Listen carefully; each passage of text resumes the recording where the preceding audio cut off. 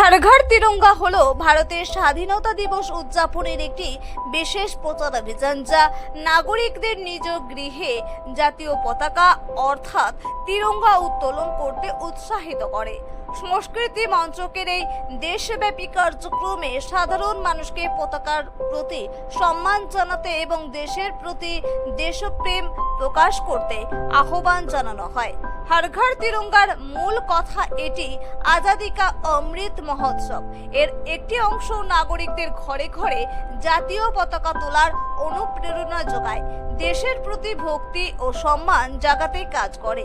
তারই উদ্দেশ্যে আজ পূর্ব চকুয়াখেতি প্রাথমিক বিদ্যালয় কর্তৃপক্ষে ছাত্রছাত্রী ও শিক্ষক শিক্ষিকা সহ 50 ফুট লম্বা পতাকা নিয়ে ড্রাম ও সঙ্গীতের তালে তালে हर घर तिरंगा কর্মসূচিকে সামনে রেখে শোভাযাত্রা করলেন তারা।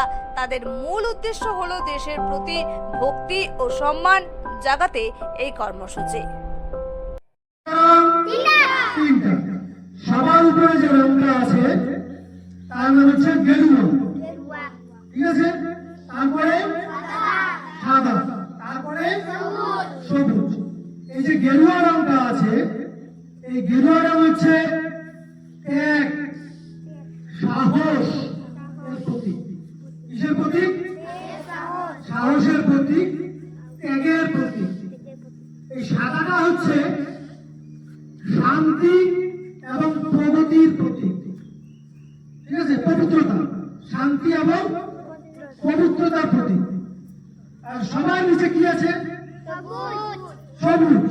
এই সবুজ হচ্ছে সহনশীলতা এবং উর্বরতার প্রতীক। কিসের প্রতীক? উর্বরতা।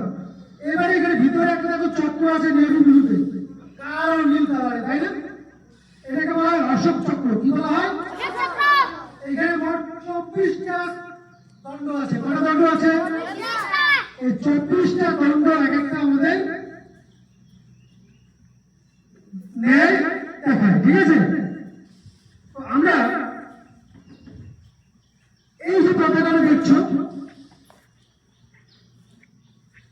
এই পতাকাটা প্রথম বানিয়েছিল পিঙ্গাইয়া নাইডু, ঠিক আছে?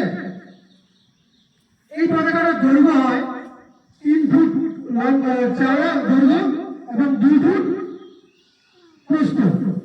বুঝতে পারছো? জাতীয় পতাকাকে সবসময় আমরা কি করবো? সবার উঁচুতে রাখবো। বিশেষ বিশেষ দিনে এই জাতীয় পতাকা উত্তোলন করবো। 15ই আগস্ট, 23শে জানুয়ারি, 26শে জানুয়ারি। বুঝতে পারলাম? জাতীয় পতাকা সবসময় সূর্য ওঠার পরে